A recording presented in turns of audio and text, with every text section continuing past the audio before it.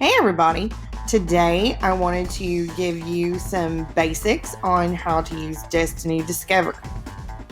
So it's me again, Miss Northcutt, your school librarian here at the Marnell C. Mormon School, and I am hoping that you are really excited about a way to find books.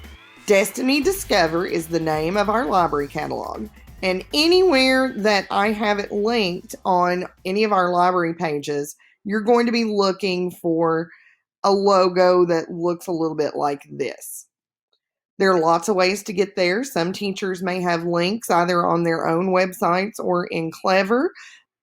Destiny Discover is our school's library catalog. It is the type of library catalog that is actually utilized by most schools in Kentucky. So if you used it in a different school system or even in one of our other feeder schools in Shelby County, then all of them work the same. When you get to Destiny Discover, some things that I'm going to recommend that you do are that you log in. When you log in, you're going to click on that login button that's up in the top right hand corner. And then you're going to click the Google button. This is, of course, if you or your student has a Shelby County account. At that point, the first time you do it, it's probably going to make you confirm that that really, really is who you are. And then your name and possibly your picture will pop up in the top right hand corner of the main page. Now, let's take a closer look about what actually happens when we use Destiny Discover.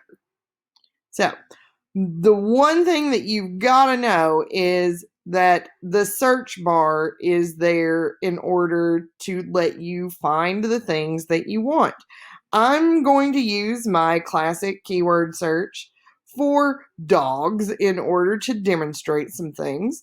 And with my keyword search, I find out that I've got over 200 results in the catalog just for things that are about dogs. Now, that's going to include all types of materials. That doesn't just limit it to a certain age level of book or a certain section. I did that keyword search and it searched everything in the whole library that matches the word dog. I bet right now you're thinking, oh my goodness, that is a lot of books.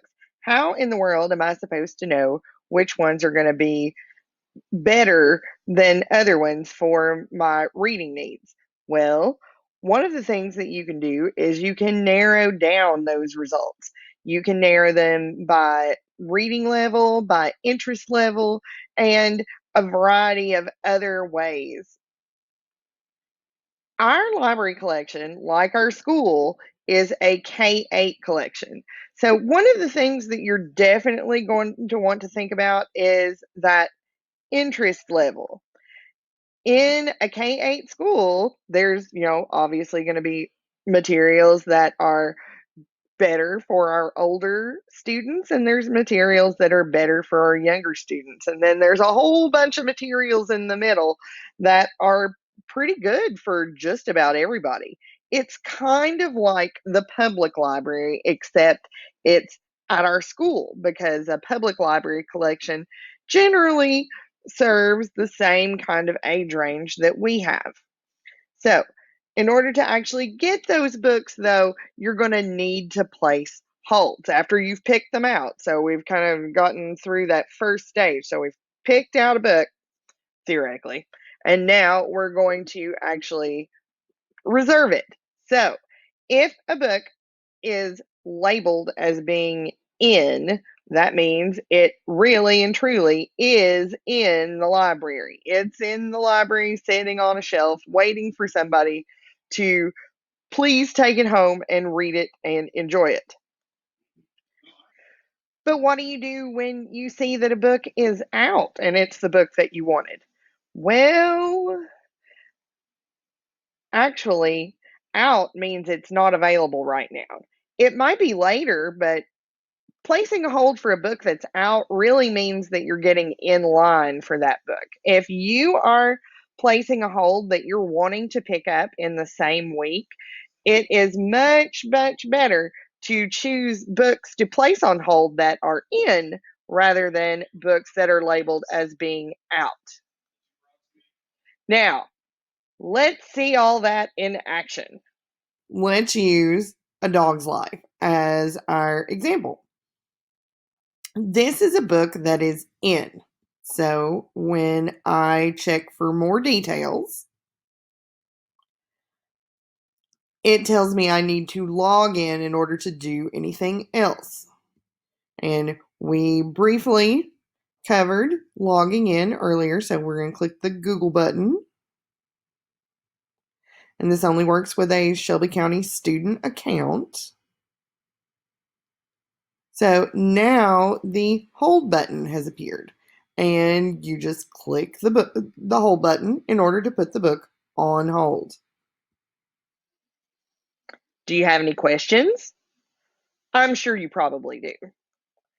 The best way to get those questions answered is to ask me.